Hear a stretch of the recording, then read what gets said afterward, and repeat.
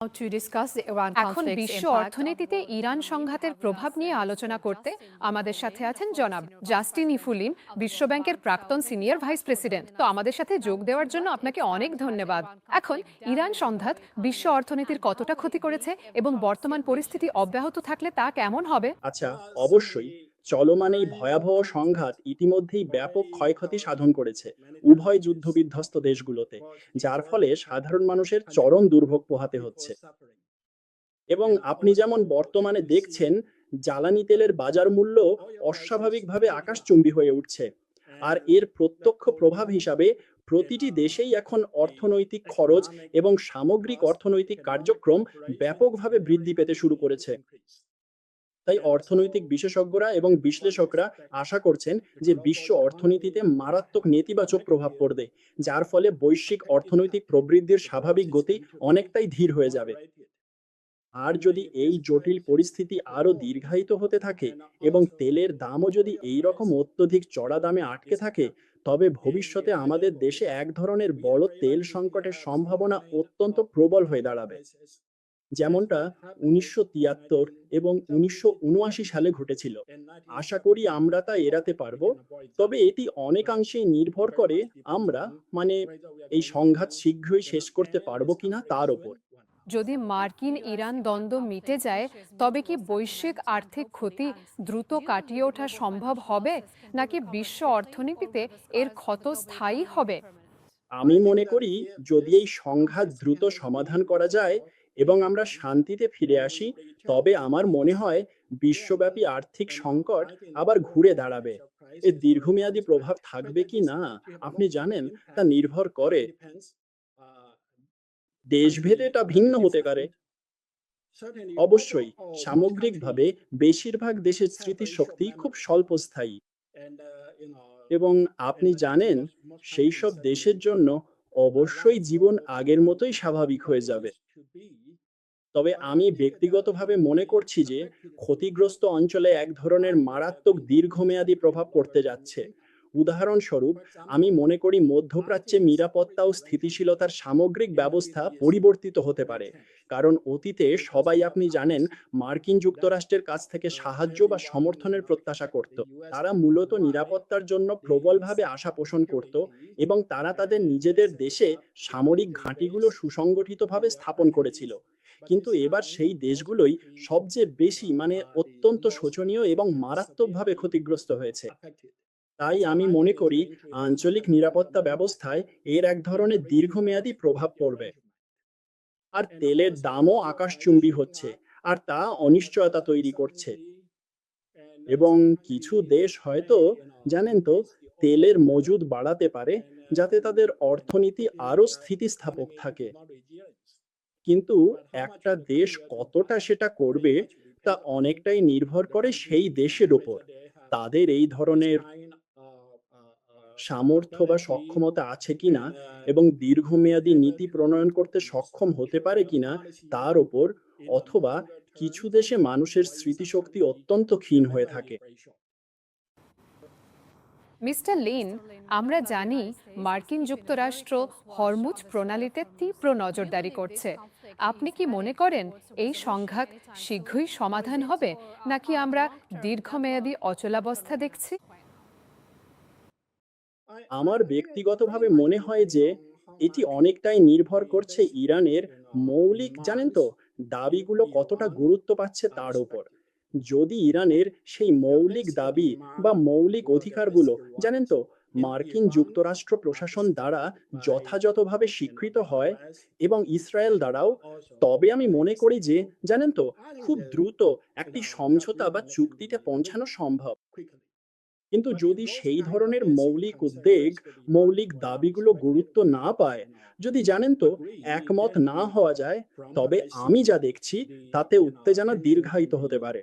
অভিন্ন সীমান্তের মাধ্যমে ইরান ও চীনের সাথে বাণিজ্য বাড়ানোর সম্ভাবনা পাকিস্তানের রয়েছে। আঞ্চলিক উত্তেজনা সত্ত্বেও এই ভৌগোলিক সুবিধা কাজে লাগাতে পাকিস্তানের এখন কি কৌশল নেওয়া উচিত? আচ্ছা, আমি মনে করি প্রথমটি হলো, জানেন তো, পাকিস্তান যা অবদান রেখেছে তাকে অত্যন্ত সম্মান জানানো উচিত।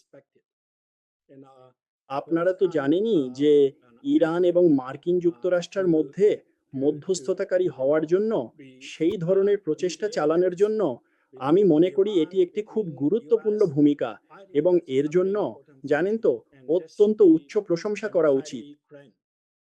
এবং দ্বিতীয়ত, আপনি যেমন উল্লেখ করেছেন যে পাকিস্তান চীন এবং ইরানের সাথে একটি অভিন্ন সীমান্ত ভাগ করে নেয় এবং এটিও আমাদের অর্থনৈতিক সম্পর্কের জন্য একটি সেতু তৈরি করে এবং এটিও খুব গুরুত্বপূর্ণ।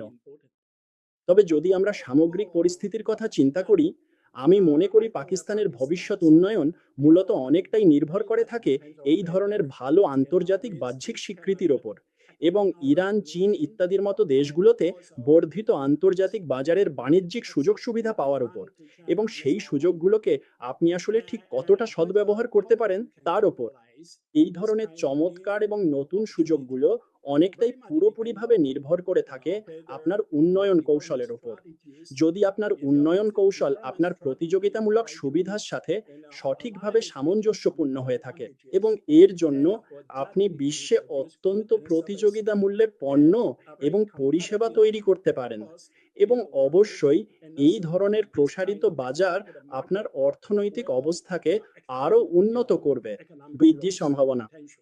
তাই আমি মনে করি মৌলিকভাবে এটি আপনার অভ্যন্তরীণ উন্নয়ন কৌশলের ওপর অনেক বেশি নির্ভর করে।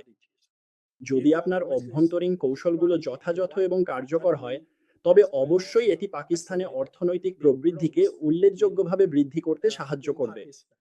কিন্তু যদি আপনার উন্নয়ন কৌশলগুলো আপনার প্রতিযোগিতামূলক সুবিধার সাথে সামঞ্জস্যপূর্ণ না হয়, তবে আপনি এখান থেকে খুব বেশি লাভ করতে পারবেন না। সংঘাত শুরু হওয়ার পর থেকে তেলের দাম বাড়ছে, তাই দুর্বল অর্থনীতির দেশগুলোর ওপর এর কি প্রভাব পড়ছে? দুর্বল অর্থনীতির দেশগুলোর জন্য আমি মনে করি তারা ক্ষতিগ্রস্ত হতে যাচ্ছে।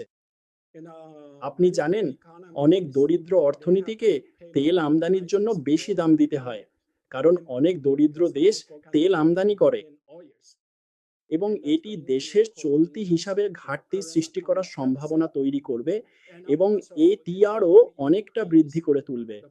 তাদের সামগ্রিক অর্থনীতিতে অভ্যন্তরীণ বিদ্যুৎ বা অন্যান্য অর্থনৈতিক কার্যক্রমের ব্যয়ভার বহুগুণে বাড়িয়ে দেবে এবং এটি সরাসরি তাদের অর্থনৈতিক প্রবৃদ্ধি এবং নতুন কর্মসংস্থানের সুযোগ সৃষ্টির গতিকে অনেক ধীর করে দেবে এবং বিশ্বের অনেক দরিদ্র দেশ বর্তমানে বিদেশ থেকে নিত্য প্রয়োজনীয় খাদ্যশস্য এবং কৃষিকাজের জন্য অত্যাবশ্যকীয় সার আমদানি করার উপর ব্যাপকভাবে নির্ভরশীল এবং তারা যদি এই সারগুলো বিদেশ থেকে আমদানি করে, তবে আন্তর্জাতিক বাজারে অবশ্যই সারের দাম অস্বাভাবিকভাবে বৃদ্ধি পাবে এবং এর ফলে তাদের অভ্যন্তরীণ কৃষি খাতে শস্য উৎপাদনের সামগ্রিক পরিমাণ উল্লেখযোগ্যভাবে হ্রাস পাবে।